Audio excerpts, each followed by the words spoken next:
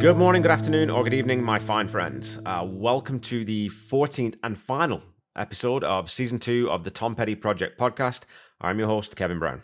I'm looking a bit shaggy today because I really need a haircut, but my hairdresser is in Florida, which is far too far to drive, so I'll have to wait till she returns.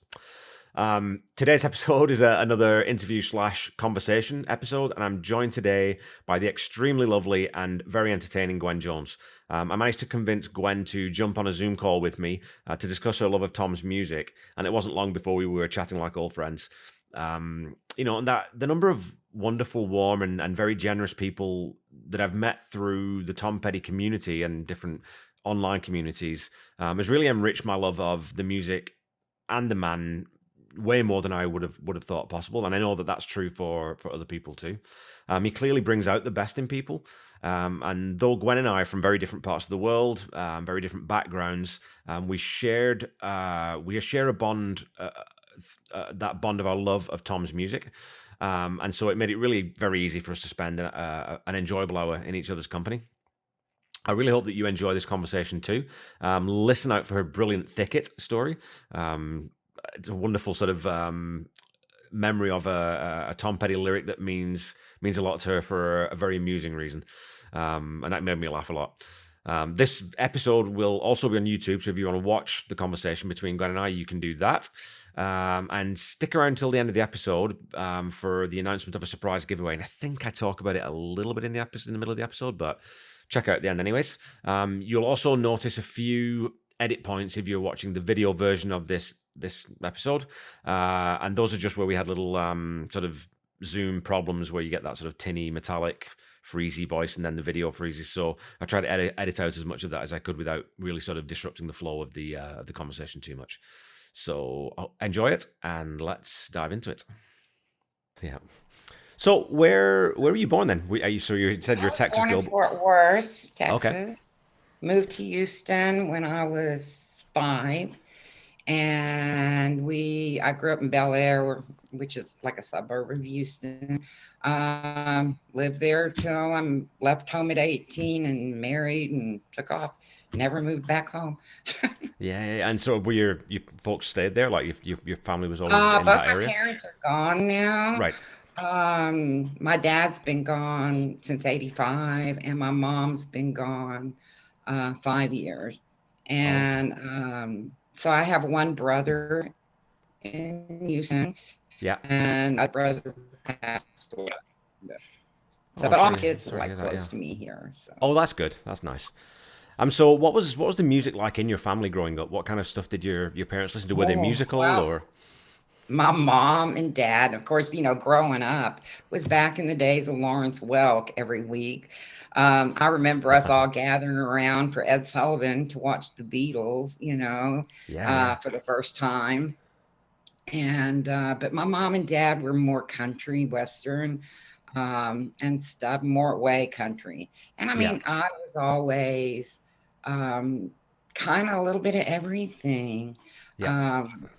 When my dad passed away, he had told me beforehand, he said, take some of the money you get and buy something you would never just go buy yourself. And so I bought a jukebox, a 70s Rockola jukebox, which my oldest daughter has now. So I bought it and had all these, great old 45s and stuff. And I was, but my kids grew up with me listening to a lot of Tom Petty, a lot of Motown, a lot of Bob Seger. And of course, then they got me into like Oasis and Bush. And so nice. So we all kind of listen to a little bit of everything. And I've only got 2 that are really into Tom Petty, not nearly the way I am being older, but they still, my 17-year-old granddaughter is into Tom Petty. So, but she went with us to the birthday bash in 2019, my daughter and my granddaughter. So, and that was great. It's so nice to be able to share that with your kids and now your grandkids too, though, right? That sort of that love of an artist. So I talked about this on my podcast before, but my youngest daughter 2 years ago sort of came to me and my wife and said, I want a record player, I want a turntable. So it's a bit out of the blue. And she's quite tactile. She likes reading real books rather than, the digital stuff. Okay, well, and I always used to listen to vinyl when I was growing up, obviously. So we got her a record player, and the second record that she ever bought with her own money was Tom Petty and the Heartbreakers' Greatest Hits. So it's like, Was it yes, really? I've done a good job there. I've done a good job with my kids. So, Yes, you have. Funny, vinyl. Still have vinyl. I still have cassette tapes and the yeah, CDs. Tons of them. But yeah, in the last few years, I just like this year mailed my son in Utah a ton of albums. I sent him yeah, like my Beatles White album and like a bunch of Led Zeppelin and stuff like that. yeah. So kind of spread them out among the kids before one just grabs all of them. There is something different. I mean, it's obviously vinyl's making a comeback, but I find the difference for me is when you've got your phone or whatever, I tend to listen to playlists quite a lot and Yeah, just sort of just pick and listen what I want to. But with a record, you put the record on and you listen to the record. And then you right. come and then you hear again, you think, oh man, I haven't heard that song in such a long time. That's such a great song, you I know? know, right? Yeah, I do that. And there's sometimes I will play the same, like song over 15 times in Yeah. a row. I mean, it's just like I'm into that song. Like I can listen to Tom Petty and them do Route 66 like 100 times, Yeah. that song. So, and a bunch of others, they're just, to me, he covered every base there is to cover with his music. So, whatever mood I'm in, there's something there for it. 100%. So do you remember sort of the first time hearing Tom Petty and what Yeah. song it was or Yep. American Girl. And it was back in the 70s. And I guess it was when we were moving back to Houston from Kansas City, because I remember we were in a U-Haul truck. And that was the first time I'd heard it, which immediately when we got settled, I bought the album, their first album. yeah. And from then on, that was, hooked me to Tom Petty. And then as he got older and as I got older, because I married my husband when I was 18. Yeah. Well, I married him when I was 21, moved in with him when I was 18. But as he got older and I got older, it was like his music kind of changed, but he still had that, you know, songs again that just for whatever the occasion was or whatever we were going through at the Yeah. time, there was something there. And my husband felt the same way about that. Um, Oh, so he was a fan too then? Your husband was a fan as yes. well? Oh, that's handy, right? Okay. Yeah, that's a good thing because otherwise I'm sure he'd have said, "Could you get some of those Tom Petty posters down?" But he never did. No, but And I I agree. actually only got to see Tom once in concert, and that was in '81 Okay. at the Summit in Houston. And we were not up close, but a concert to me, I mean, being there with so many people Yeah. and you're all just singing the words along with him. And I always loved that he would stop and let the audience just sing, and he'd kind of just sit back and then pick it up again, when it was Yeah. after the chorus was done and stuff, he'd get back up and sing again. But he just, it's so the energy and the camaraderie between Yeah. people at the shows and things. You didn't have, the pushing and shoving, the arguments, or it was Yeah. just everyone was there. It was nice, peaceful, good time, fun. It isn't, and I always find that when you go to whenever you go to see any concert, really, all those social divides just evaporate because you're all there for the same reason. You're all there because you love this Exactly. band. So whether you're right or left, whether you're gay or straight, whether it doesn't, none of that matters. You're all just listening to the music and you're all reacting in the same way, and that's what I love how unifying music can be. I really Yeah, enjoy that. exactly. And Tom, I Exactly. think Tom, you were talking earlier though about as you sort of grew up and sort of grew older, that Tom's music stayed with you. And I think my sense of that is that, or my opinion on that is that he was such a great observer of life that he was able to. The reason he connected with us so strongly is because he talked about things that we were all going through, and so Right. no matter what stage of your life you're going through. And I didn't grow up with his music, but if I was a teenager, I'm sure I would have really connected with those songs off the first two albums, right? And then as you get older, you can really appreciate some of the stuff he's talking about as he gets older. So as he grows, we grew. we grow, and the music grows with you, and it just means that much more to you as you get older, right? Yes, yeah. Yeah, and I don't know what we want to get into on here. Anything at all. Yeah. Everyone's got a Tom Petty story, I guess. And with the group that I have, and it's a small group. We have like 12, we just went over 1,200 people. Yeah, yeah, Which I started last January, so it's only been a year. yeah. So just barely over a year. And we're doing good. I mean, I hear stories from members in the group and things they've gone through, and it's like we're just all the same. There's like no divide between any of us, whether it's financial, whether you said like if you're gay, straight, politics, whatever, Just doesn't matter. Politics out. Yeah. But it's just, his music does just bring people together. And I don't know what it was about Tom, if it was just because he did go through a lot of the same things. I mean, he went through divorce. He went through starting out with nothing. He's, the way we all do. When you leave home, you're starting out on your own with nothing, and you're building a life. So, I will tell you a funny little story. Yeah, sure. My husband drank, sometimes too much. He and a buddy went off one night, and they went like probably 70 miles from our house, 60, 70 miles from our house. And at 3 a.m., I get a phone call, and it's the police department. And they're like, "You come pick up your husband." And I'm like, "No, I don't want to." Stuff. So anyway, I called my brother-in-law to come get me because he was in my car. My husband was. And so we go drive out there. My brother-in-law just drops me off. I get my car. And his friend is with him, and I don't even know his friend. So we get in the car because I'm leaving, and the police say, "You need to take them with you." I said, "They're drunk. You're going to let me just take them, and not." And he's like, "Take them," because it's a little bitty small town. Right. So as soon as we get just out of town, on the side of the road, I pull over and I stop, and I'm like, "Get out. Both of you just get out. Don't walk in front of me. And just walk yourself back home." And so I left him there, and it took him literally till the next day to get home, but that wasn't my problem. And there was no, and I did the scream in the car, left him out in the thicket. Yeah. We left out that song so much after the fact. It kind of just became a thing with us. Every time we'd hear that song, there was this look. But that was my thicket song. So my thicket story. But that's, It's funny that association here, that association with songs can be something as simple as that. Just that one line, you connect with that happening, Yep. And the "Honey, Don't Walk Out, I'm Too Drunk to Follow." And it's like, when I hear that song, I always go back to that time and think, and I can remember, him and I both just laughing when that song had come out.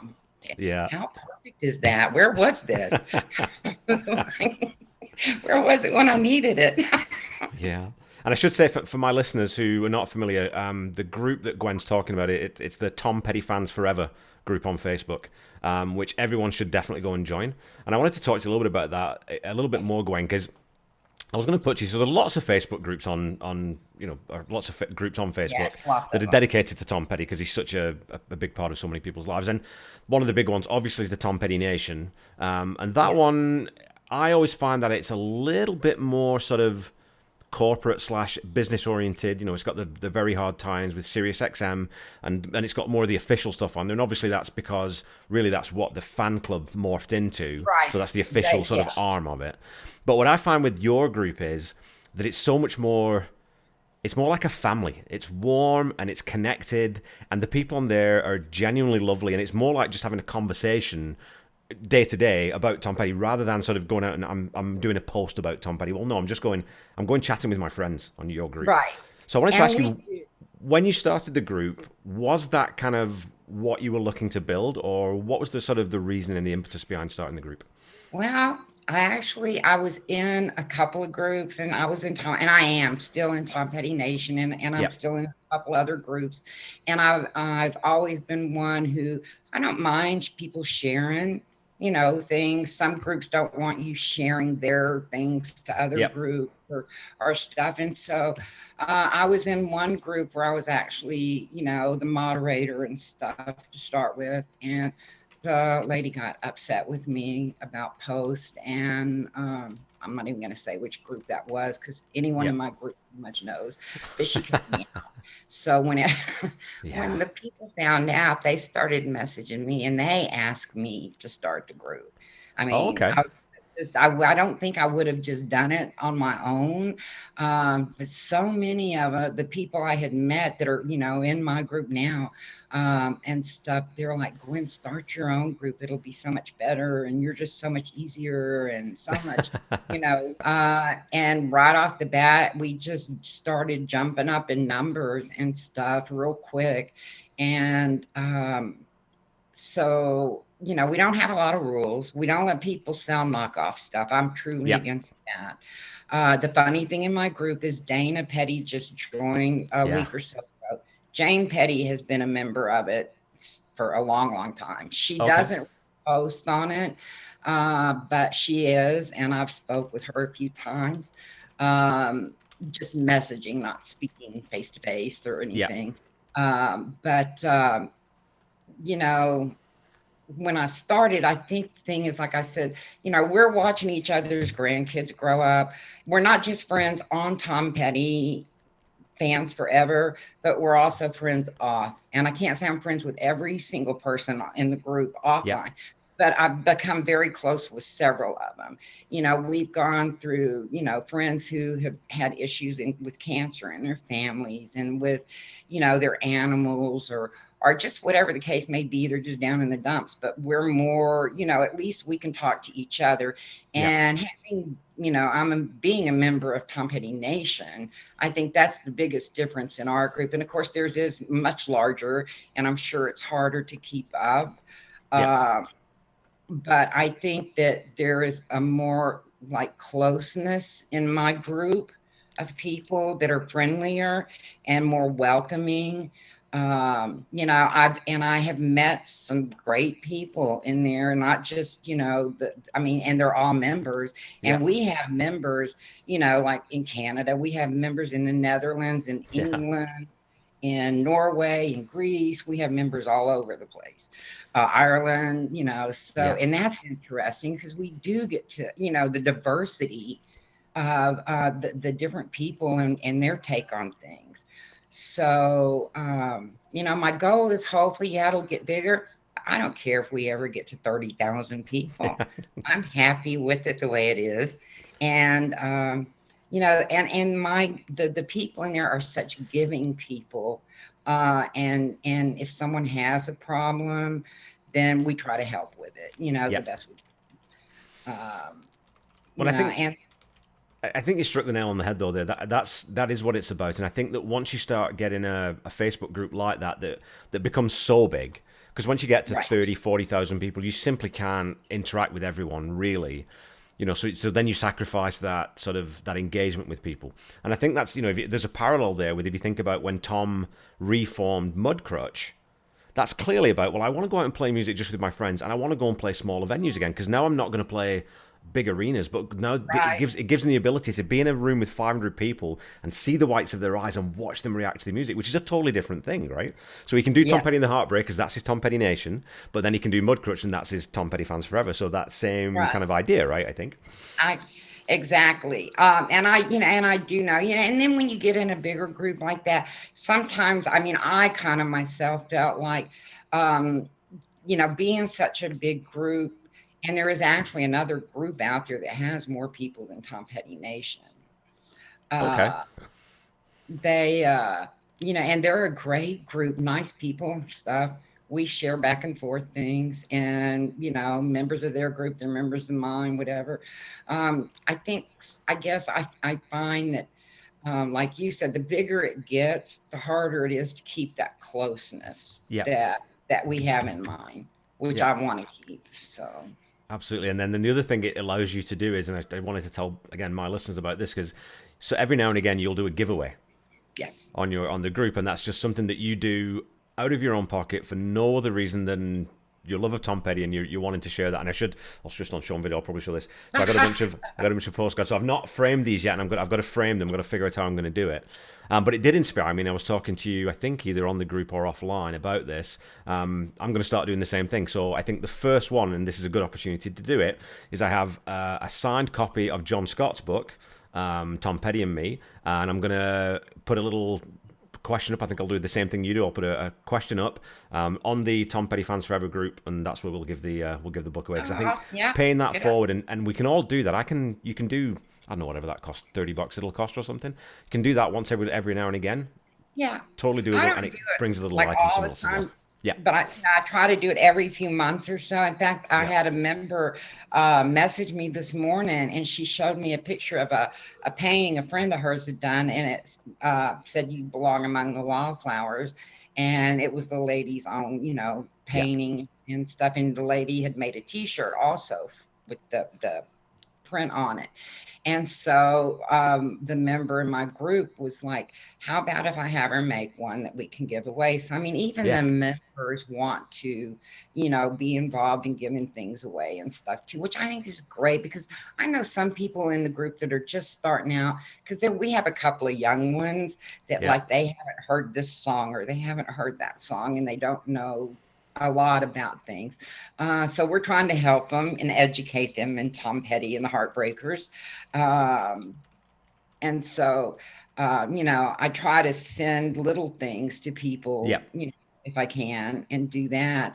But now I lost my train of thought there for a second.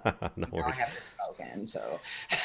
It's funny you talk about that the way. I often think about that, when young people start getting into Tom Petty, because I got into Tom Petty quite a little bit later in life or later in my life, and you think, oh man, I just envy you because you've got so much ahead of you. You've got so many amazing songs and amazing albums to discover. And I wish I could go back and I wish I could go back and wipe my memory and go through it for the first time again, because that first time hearing, I don't know, Fault Lines, the first time I heard Fault Lines, it blew my mind, and the first time I heard Echo just blew my mind and lasted. And so going through that sort of that process of discovering not just one or two albums, but 16 phenomenal albums, like what a gift that is to be able to give to someone. Right. And, surprisingly, I mean, at the time, there's not a song that he did that's bad. There's not one that's not, good. Some are great, but some are just good. So I'm not going to say every single one is great because there's only a couple I'm not real fond of. But listening to him and his music and then going back from a newer album or like the unreleased songs they added to Wildflowers and all the rest, which I thought were great. I never knew that Leave Virginia Alone was Tom Petty's song that Rod Stewart did, and why would you ever do that? Yours is so much better, and stuff. But it's like you get new stuff, but you still kind of fall back into your mood, where it's like, I'm going back to the first one and start over or something. And then playback, you kind of get, some of everything in it. And even the cover songs, which he did some great cover songs. Oh, yeah. And stuff. But I think, that my hope is, and I do think it will be that way, is that his music is going to always be. He's not going to be, someone that is forgotten. No, down. never. I think enough people and their children and grandchildren, that Tom Petty's music is just going to always be alive. And the one thing that he could do that no one else does is bring people together. I mean, if he, was here now, it would be like things may be so different. And I think that for me to think that, a musician, they get up and they speak and they stuff. But Tom, he actually got out when he believed in something, and he stood out in picket lines and he fought for things, and but there's just something that his gift, and I do believe that he was so gifted that he just there was nothing that he touched. And we were talking like Mudcrutch and going back to that, to his roots. He just never forgot where he came from. And he was always so, true to himself. Yeah. And, but, to think that he's, and I do remember, because I remember his first album so well, the long hair and the black leather jacket and the, attitude thing going on. And then he goes to Mudcrutch and, brings them back. And then to do the Wilburys, God, I would do anything for one day, just to sit and one day in that and just listen and observe and never even open my mouth. Yeah. Stuff. Because it was like, that had to be the greatest thing. And he accomplished so much more than he even dreamed about accomplishing. When I think we talk about that, and it's the same thing with Mudcrutch. It's making music. I mean, there's obviously there is the business side of it, and you have to take care of, because a touring act like the Heartbreakers, they're responsible for a lot of people's. That's their job, right? So the roadies and the sound guys and the lighting rig guys and all these people, that's a big production that you're responsible for these people's way of life. But at the core of that is the music, and that's the one thing that Tom never lost, was that. And so with the Wilburys, you've got 5 guys there. They're just, they don't need to do that. They don't need to do that for money. They don't need to do that for publicity. Let's just get together in a room with the 5 of us and see what we come up with and just have fun with it. And that's the purest form of music to me, as far as I'm concerned. True. And the truth is, he said he would have done it for free if he had to work in Taco Bell just to do the music. Absolutely. So funny. And I do think he would have. It's just he was blessed enough to have been able to give us so much. And I've met so many people. I mean, I've met, when we went to the birthday bash in 2019, I didn't get to go to the first one. Yeah.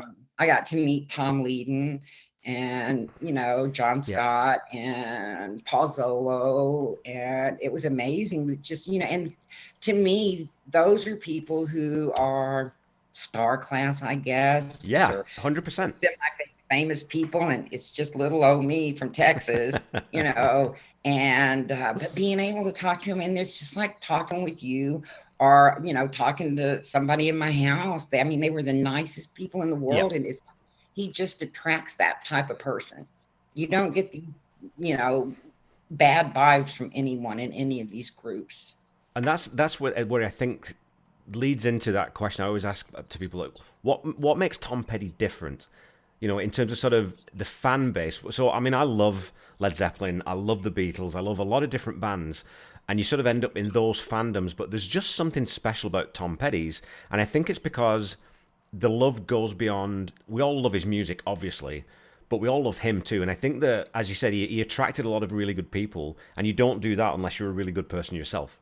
So I think because he had that authenticity and that genuine love of people, even though he wasn't one for big parties and big crowds, genuinely loving people, that comes across, and people remember that. They remember, the old saying that people don't remember what you do, they remember the way you made them feel.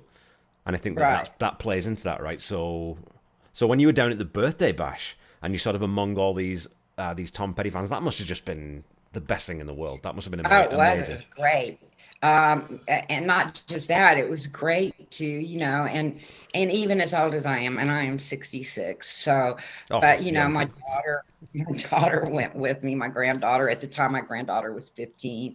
And she plays guitar a little bit. She's still taking lessons. But it's like to be there and to know, we were at Depot Park, and that, of course, we went by where he grew up. Yep. And the murals. And I did get to meet Blake Harrison too, when I was there, who takes care of the wall mural and stuff there. And stuff. But it's just funny to stand there and think, this is where he was. This is just simple hometown, But then, like I said, and to meet these other people. It's a cool thing for Gainesville too, because and it's such a small town, but it's produced. I mean, not just Tom Petty and the Heartbreakers, but the Eagles really was sort of born there, and then a lot of other. And like I said, what's his name now? There's a few artists from such a small town. It's an unusual thing for such a small place to sort of birth this really Right, impactful, important college part of rock and town. roll. College town for sure. Yeah, that makes a big Yeah, difference. But because yeah, I mean, Texas, we've had ours, but most of ours are country western, yeah, and stuff. But it's like, truthfully, I mean, it's like if you go to Gainesville, you may as well be a Tom Petty fan because you're going to meet people, and they're Tom Petty fans. And I'm yeah. not saying everyone in Gainesville is, but they make you feel like your family, like you're part of it. And I think Tom had that quality Yeah, that I think, that his family and him had, their actual family. But Tom made you feel like you knew him, that you knew him as well as you knew your next door neighbor, and you just had that feeling, even though you never met him, yeah. but you felt like you knew him. And I think that's a quality that a lot of people don't have. Agreed. Um, Yeah. And it's funny that Dana has that too, right? I always find that with when Dana posts either in the Nation or hopefully she'll start posting in your group, that there's that genuine love goes both ways. You know, right. that Tom obviously loved his fans because he never raised his ticket prices, fought against album price hikes, all those kinds of things. It was about that genuine sort of appreciation. He always said, that I can't believe I get to do this. This is crazy, that I get to play Yeah. music in front of people and they want to listen. That's as good as anything. And you were talking about that a little bit about there's that sort of side of Tom that he was definitely blessed with a mercurial talent. But it's also worth remembering, and it's always what I tell the kids, right? You can be smart, or you can be gifted, but you got to work hard too. And his Right. work ethic, I mean, it's the one side of the band that it frustrates me the most with other people who don't know their music, is that they're underappreciated as musicians. They were an amazing tight band. Like you listen to them play Yes. live, just on videos and things, they never drop notes, they never screw up. I mean, very, very rarely, because they're Right. so practiced and they take it seriously. They're not out there And, just doing coke and getting drunk all the time. When they're on stage, that's the job now. Now you've got to play for people, and that's important. And you take that seriously. And I love that yeah, side of and I things. think they did it. And I think, Tom even said once, well, at least in his song, works all he knows. And the truth is, he'd been working since a very, a young age. Yeah. And then to get in the music business as young as he was, in his 20s. And Yeah. the people, he picked the best people he could Oh, have yeah. around him. Mike Campbell is, to me, the guitars, he's right up there with, Stevie Ray Vaughan, Jimi Hendrix, I'm going to Yep. say, several. Mike Campbell's great, and he's a good person, too. And that's another thing about them. They were all, I mean, from everything I know, I've never read anything bad about any of them or No. heard anything bad about any of them. Um, I think it's sad Howie, was gone so young, but he had his own things to do. But I think that with him in the band with him, that his harmonies and things with Oh, Tom were just so dead on, that there was almost like they were just side by side constantly. yeah. But to be with a group of people like Ben Mott, Mike, Scott, Yep. and whether it was Stan at the time or whether it was Steve now, they were for 40 years together. That's longer than most marriages last, you know. Yeah.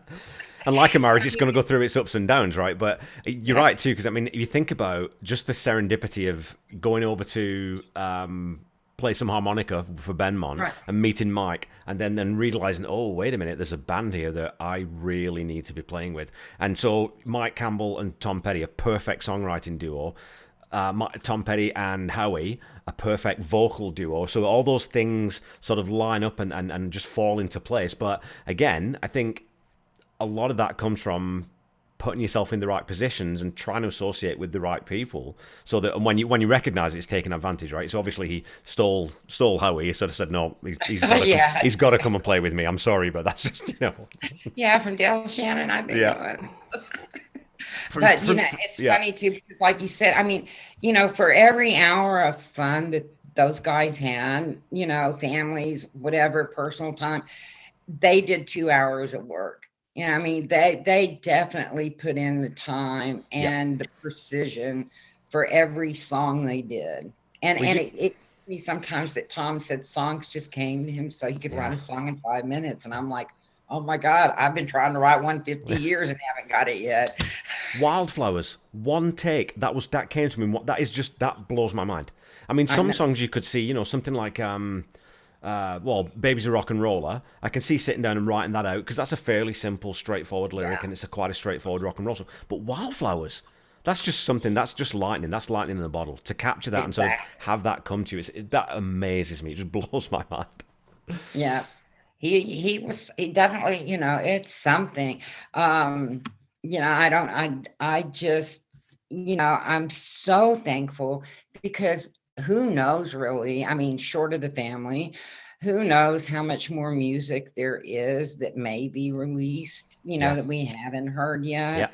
And hopefully there is. I would love a whole album of it. So we'll see what happens with that. But it's amazing to me that one person can just, and I say one person as in Tom writing, and I know yeah, Mike with him and things, but for Tom, and to be as shy as he was, because yeah, I've always read that he was really very, very painfully shy. Um, to get out on a stage in front yeah, of, millions of people. I mean, come on, yeah. there's something there driving you. It's a strange thing, isn't it? I know a lot of introverted people who are in the performing arts. And it's that, like Jim Morrison famously, the Doors famously wouldn't even face the audience for the first, I don't know, 3 or 4 months that Right. band played, I right? So, remember that. yeah, and I've got, a friend who runs a brewery, actually, in our province I live in. And he's a big spokesman for craft brewing industry in our province. And he's a big spokesman for sort of local causes and charities and things. But very, very introverted, really, and very shy. But sometimes that I don't know. Sometimes that makes the better artist. And I think something else I was gonna talk about as you were talking there. You were saying about how good a band they were and how good musically they were, and you don't get to and how many songs he wrote. But it's not just the songs for the Heartbreakers and Mudcrutch and Traveling Wilburys. Of course, he wrote for Stevie Nicks and he wrote Right. with Johnny Cash and he wrote with John Prine and he wrote, I mean, the band, and Tom performed with and wrote with so many people. And of course, you're talking elite level, songwriters and Right. artists in their own right that don't really need any help. So that shows you the regard that they were held in, I think, across the music industry. Oh yeah, I think so many artists wanted to play with them and stuff, and wanted them involved, whether it was producing or whether it was, whatever part they played. Yeah, And luckily Mike's gone on, with the Dirty Knobs and yeah, stuff. We see Benmont, plays occasionally here and there and things. But they're all doing something musically still. And yeah. and I was very touched not long ago. Mike put a little short video out, and was thanking Tom for taking a chance on a teenager that, didn't Yeah. have a clue. And I'm thinking, he was a teenager too. Yeah. Well, the other thing is, it's Mike Campbell. Like, you're Mike I know. Campbell, but I think that, like you said, I mean, and I sometimes think that maybe it's a southern thing a little bit that you get that sort of, there's a southern humility that I really like that, because America's obviously sometimes got a reputation on the world stage as being a very boisterous and sort of braggart sort of country, but you get a lot of Yeah. people from the south that it's not that way at all. They're raised with good values and they're sort of taught to sort of downplay your own achievements and build other people up. And the boys were definitely a great example of that, right? Yes. I think too, I think one of the funniest little quotes I heard was from Danny Harrison made about, being around Tom's girls, Yeah. Adrian and Anakim, and going, yeah, but your dad's Tom Petty, his dad's George Harrison. And he's thinking, your dad, you got the coolest dad, and I can't even Oh, imagine that conversation. I know, hey. And I think it's just that thing, right? Because at a distance we sort of put them on a pedestal and idolize them so much that you sometimes do forget that they're just people. Right, They're just exactly. people. They've got grandkids and they got kids and they go through the same things with the kids that we do. They just happen to, at the end of the day, then get up on stage and entertain millions of people. So Right. that's the difference. Cool. Yeah. No. So I want to talk a little bit, real, just quickly about "You're Gonna Get It." So the second album, Oh, I because have that's that one right. Yeah. Nice work. And you've got the edition with the stars on too, Oh, right? That good. I'm very jealous of. Yeah, I have stars. I'm going to get That's eventually. this is an old. Yeah, this is an original one. Yeah.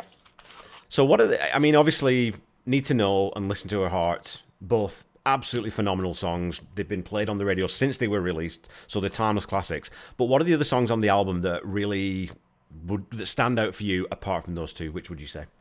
I'm real fond of No Second Thoughts and Restless, Oh, okay. especially Restless. I really like Restless, and I Really? think that yes. And I Okay. don't know if it's just the words in it, not so much the music to it as the words in it. But yeah, Restless is one of my favorites too. Oh, okay. When I say favorites, I could list off like I have 10 favorite songs, Yeah. but gosh, they're hard to, Yeah. like, maybe I need to switch this one out. But yeah, Restless on this one, and I think this album, wasn't, I know their first one wasn't a big splash. Yeah. And this one was a little different than the first one. I don't think, I mean, there are the standout songs on it, but I think there's a little bit of, you hear a little bit on some of them, a little more bluesy Yeah. music. Maybe it's country blues kind of, or southern blues, I don't know. But Yeah. yeah, I just, I really do like Restless, and I like No Second Thoughts. I would have to say those two come up next.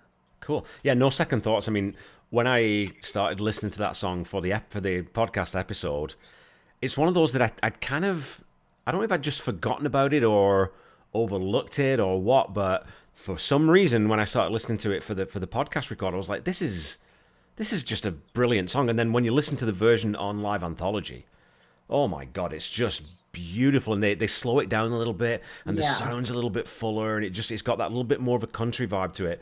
It just and so the fan that I spoke to in the first season, Dallas Elliker, and we're actually gonna record it. We're gonna try doing a Are long you? distance. Yeah, we're gonna try doing a long distance. He's in California. I'm in Saskatchewan, so we're gonna try and do a long distance thing and see how it goes. Because it's such a great song. I mean, It that is. I that think, chorus, oh man, it just gets me right. yeah. And that's it. The chorus is it catches you. And I think that this album that you're going to get an album was one that you listen to it once and you like it, and it's Tom Petty, and you have again the standout songs. But I think it's one of those albums you have to listen to twice Yeah, to start getting it, and then maybe by the third time you're actually catching on. absolutely, yeah. And the song, I mean, the song for me, I think that again, sort of outside of the hits on that album, Too Much Ain't Enough. And Oh you yeah, talk about that blues thing, right? That's that yeah, real swampy yeah, southern blues rock, exactly. a great line. And I guess it was he was in New York and he'd seen that phrase "Too Much Ain't Enough" was spray painted on the side of a building. And so that goes straight into the notebook because I can use that, and that's another sign Yeah. of a good songwriter. Just pay attention to what's around you, and. But I love Yeah, that too. I've So heard he did that. Like he always was writing down things he saw. I thought, yeah. Well, comedians do it too. That's another thing that stand-up comedians do. They'll see something, and if it just strikes them as weird or funny, I'll just write that down. And I'll think about that later. And so when I need it, I can go back to a little bank of things that I might be able to use, which is pretty cool. Yeah, yeah. And I think that to me, the second album sort of it definitely builds on that first album because obviously that was their first real, and they were actually really sort of just still being put together. Because it wasn't yes, really the Heartbreakers initially. It was a Tom Petty solo record. It was going to be, and then obviously he sort of kept sneaking the boys in, and it became a yeah, Tom Petty and the Heartbreakers record. But this album, it does feel a little bit more like a band having a set of songs, and there's a clear sort of identity to the band. And it's still eclectic. There's still kind of quite a variety of different types of songs on there. But I think it does really build on that sort of musicianship in the first one. And you can already start to see that Tom's thinking about, well, I don't want to just write 2.5 minute pop songs. I want to start trying a few different things here and there, which obviously on Damn the Torpedoes, then he really started to take that next step further. yes. So it's always a bridging thing between the first record and Damn the Torpedoes to me. Yeah, and I think at his shows, I mean, he was the type that wanted to, even when he was young, put his own songs in. Yeah, When they were playing dubs or playing someplace, sneak in one of their own songs, and things in there with the covers, yeah. and stuff. Which he just had such a wide range of ideas about songs and things to It's like his, I have to say some of his favorite and truly one of my favorite songs of his is Casadega. I Yeah. love that song. I've loved it from the very first time I've heard it. I wanted to go there and didn't make it there when we went to Florida, so that's on my to-do list Yeah. yet. Um, but it's just amazing to me that, like you said, for this group to start out as young as they were, and and all these guys followed him on his just on faith, Yeah. wing and a prayer, and to do it, and he made sure that he stuck with them, and like going back in, like you said, and doing Mud Crutch again, because Tom did like to do smaller shows and Yeah. feel closer to the audience and people. Not, I mean, he loved the huge audience, of course, but to be in a more intimate environment with people, and to go back for your friends that you Yeah. started with 30 years later, and go back and do something with them again. It's amazing. And they picked up like they'd never missed a day, Yeah, you know. and it's the only. I was thinking about that the other day. I can't think of any other. There's lots of artists who, they'll go back and do a project with someone, or they'll go and work with someone they worked with years ago. But I don't know of any other major act at the level of the Heartbreakers or the level of Tom was, who sort of went back and just said, "Well, I'm going to reform the band that came before this." I can't think of a single other example of that. I mean, No, I'm no. happy to be proved wrong, but I can't think of one. So, Mm-mm. okay, let's do our. I'll give you the 10 quick fire questions and see how you get on with these. This, Okay. this will be a lot. This will be a lot of fun. So, it's the question that every Tom Petty fan dreads. What is, if you could only pick, if you were forced with your arm up your back to pick one album, and it doesn't necessarily have to be your favorite album. It could be an album that's really important to you for some reason. But which one Tom Petty album would you take with you onto a desert island? Southern accent. Ah, okay. Why? I'm going to ask you why. Because there's so many songs on there that have meaning to me, um, and stuff that went through when my husband passed away, I think. Okay. So um, I think Southern accents. Awesome. Yeah. I mean, again, I've talked about this before, but I think it was about 18 months or so ago. I do long distance running, and I was at about the ninth kilometer, so about 5 miles into a sort of 6.5 mile run, and I had my Tom Petty playlist playing, just on random, and Southern Accents, the song came on, and sometimes when it takes your breath away. There's Yeah. that sort of that rise of emotion, and I had to walk for a little while just to get my breath back because it just caught me off Ah, guard, and I wasn't ready for it because it's so beautiful and it's it is. so emotional that I think that the best, I guess because the part that gets to me is, I mean, if and it is true, you wish the best for people, but for yeah, someone you truly love to wish the best, even if it doesn't include you, yeah, that takes some doing, um, and things. So, yeah, I would say Southern accents. I could listen to that one forever. fantastic. Okay, your second question: Mudcrutch or Traveling Wilburys? Which one do you pick? Ooh. Traveling Wilburys, I think just because it's such a fun group, such a fun thing. Their songs are, some of them are just ridiculous little things. They popped out Yeah. of their mouth so quick. So I think Wilburys, yeah. Fantastic. And that was I always tell people this. That was actually, I'm pretty sure that was my introduction to Tom Petty. I think I heard the Wilburys before I heard Tom Petty because Really? my dad was a huge Beatles fan. And so then obviously a big Wilburys fan. So I'm 95% sure that I would have heard Tom through the Wilburys first, which is not typical, I guess. But Right. okay. So if you could join the Heartbreakers on stage for one song, what would it be, and what instrument would you play, or would you sing? Now, this is, you got to imagine a world where you can actually play the instrument. So if you want to play drums, let's just pretend you can play drums or guitar, or I don't know if you do, but or you can sing. What would you do? What song would you go with? If I could play one song with them in any instrument,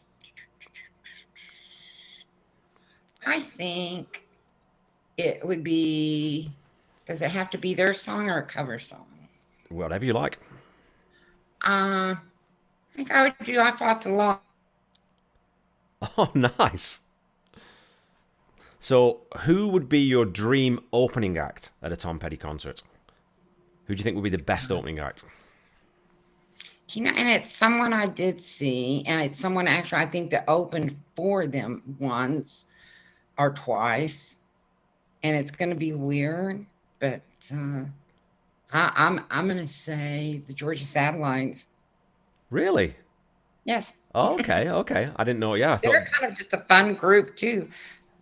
Okay, I know maybe a couple of their songs, but I wouldn't say Yeah, that they I don't would. have a lot, but they were just kind of a fun group. When I saw them, they were just kind of a fun group. Right on, right on. Okay, who is your favorite band member other than Tom, if you have one? I think Howie. Yeah, Howie was so talented too, not just, music wise and singing. He produced and he did a lot of work with like John Prine, yeah, and Johnny Cash as well, and stuff. And he was just such a sweet guy. He just seemed like such a sweet yeah. guy. Well, won a Grammy. I mean, he won a Grammy for The Missing Years, which is, again, just a phenomenal album and has one of my favorite John Prine songs on. All the Yeah, Best. All the Best is such a great song.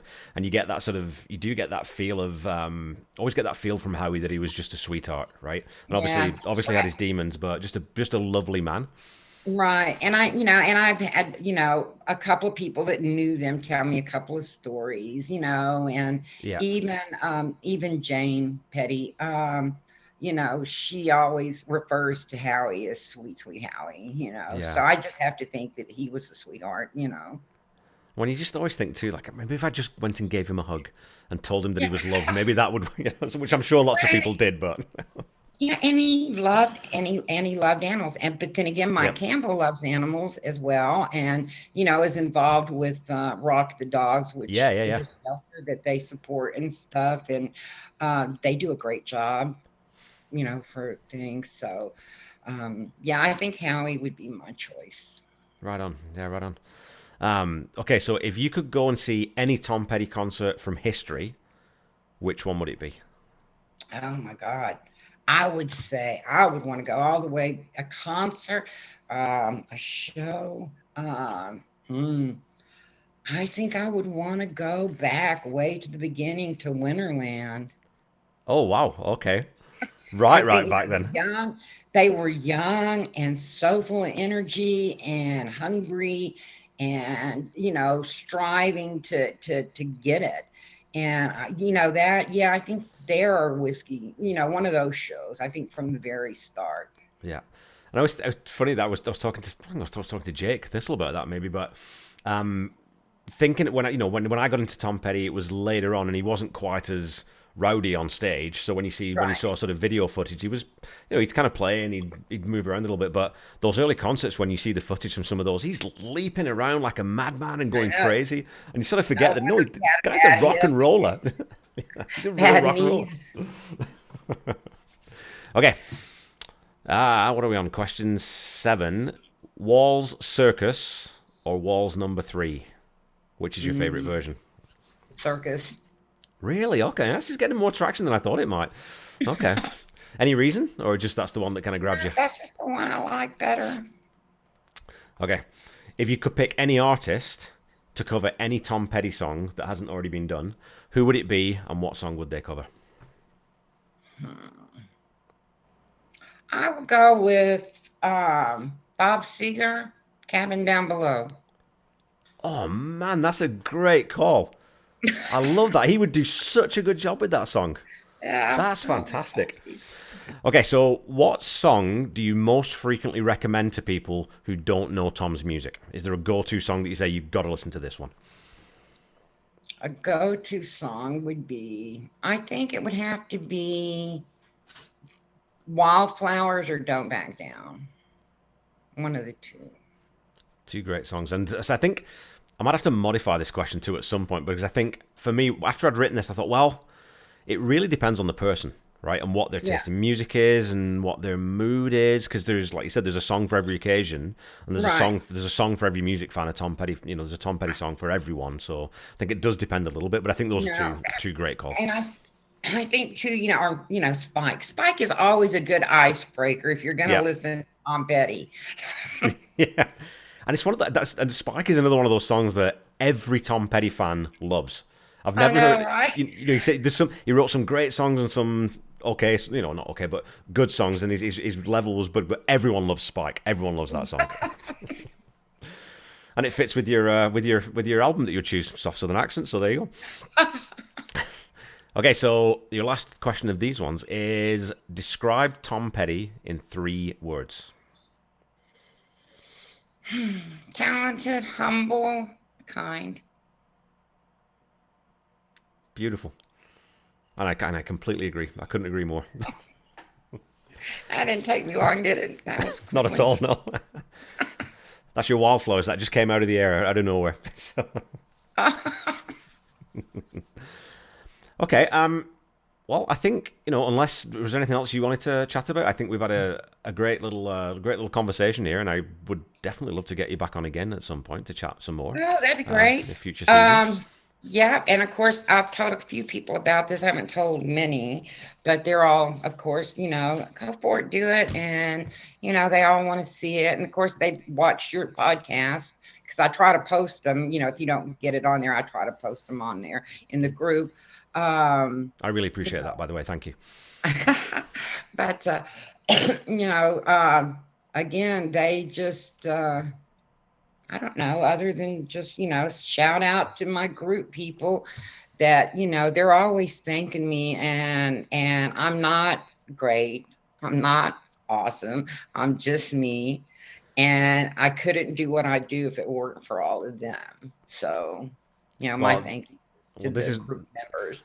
Well, this is the first time I'm going to have to disagree with you during the podcast. I think you are wonderful, and I think you are awesome, and so do a lot of other people. And I really hope that you Yes, I keep see on that. doing what you're doing, because it does mean a lot to a lot of people. Like you said, we're 1,200 strong now, and that sort of sense of community and that sense of love that we all feel from that group does come from you. That does come from the way that you put that energy out into the group and into the world, and that's a really positive thing, especially at the moment of the way the world is. That's a huge part of all our lives. So thank you very much for doing what Yeah. you do.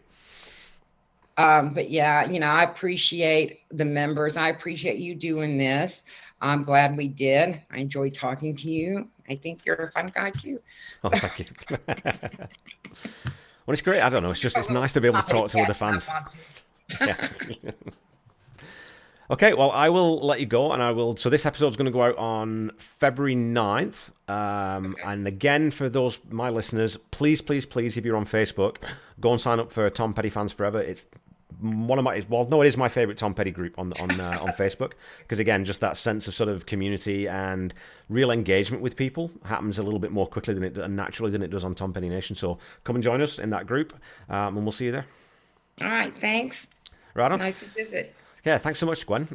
Enjoy the rest Right of your day. I hope everything's going well down in Texas, COVID wise. I on. think Oh, yeah. hopefully Sun's shiny, and we're warmer than you, so we're great. All right, fantastic. Kevin. Thank you so very much. Yeah, you take care of yourself.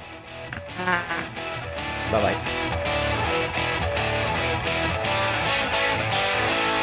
Okay, folks, that's our last episode of season 2 in the can, and I'm really looking forward to starting to discuss Damn the Torpedoes for season 3, and that begins next week. I also already have one fantastic guest lined up for season 3, and another one who is almost confirmed. Please make sure you head over to Tom Petty Fans Forever, which is Gwen's group on Facebook. Gwen's cultivated a real sense of very sort of tight community in that group. And as we talked about, she also does giveaways every now and again, which she does entirely out of her own pocket and just out of the goodness of her heart. So please support her and support that group by going and joining. And in the spirit of paying that generosity forward, as I talked about in the episode, I will be giving away a signed copy of John Scott's excellent memoir, Tom Petty and Me, exclusively in the Tom Petty Fans Forever Facebook group. So if you want a chance to win, please go and sign up to be a member if you aren't already. And I'll be posting a Tom Petty trivia question there today, as if you're listening to this today, at 6 p.m. Eastern Time. Don't forget to follow me on Facebook and Twitter at Tom Petty Project, and on Instagram at The Tom Petty Project. And of course, you can find me on YouTube. If you're watching this, that's where you're going to be watching it. So follow, like, subscribe as applicable. And again, please leave a review or a rating if you haven't already. It sort of helps with getting the word out there and getting us sort of up the charts a little bit, which is, I don't know, maybe more people will hear about Tom Petty's music if we do that. And as a reminder, the Tom Petty Project and myself individually are not affiliated with the Tom Petty Estate in any way. So whenever you're looking for Tom's music, please buy through legal channels. Please go visit the official YouTube channel if you're listening online, or through any of the official streaming apps. And you should definitely go check out the store and go buy yourself some Tom Petty merch. Until we meet again next week, keep listening to and sharing Tom's music. Try to be kind. Try to say I love you to someone at least once a day. Stay safe and healthy, and I'll be back with you next week to talk about the first track from Damn the Torpedoes. Bye-bye.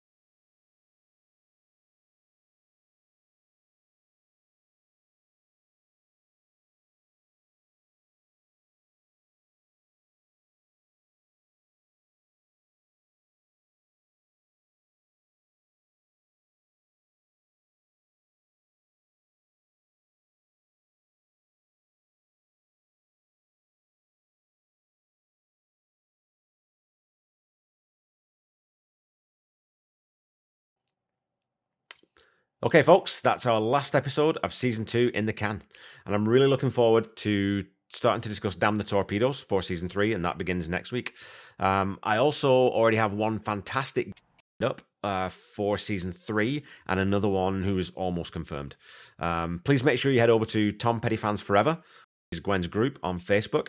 Gwen's cultivated a real sense of very sort of tight community in that group. And as we talked about, she also does giveaways every now and again, which she does entirely out of her own pocket and just out of the goodness of her heart. So please support her and support that group by going and joining. And in the spirit of paying that generosity forward, as I talked about in the episode, I will be giving away a signed copy of John Scott's excellent memoir, Tom Petty and Me.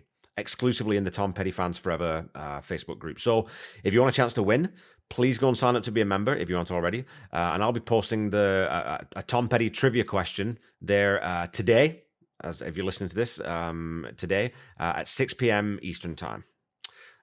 Don't forget to follow me on Facebook and Twitter at Tom Petty Project, and on Instagram at The Tom Petty Project. And of course, you can find me on YouTube. If you're watching this, that's where you're going to be watching it.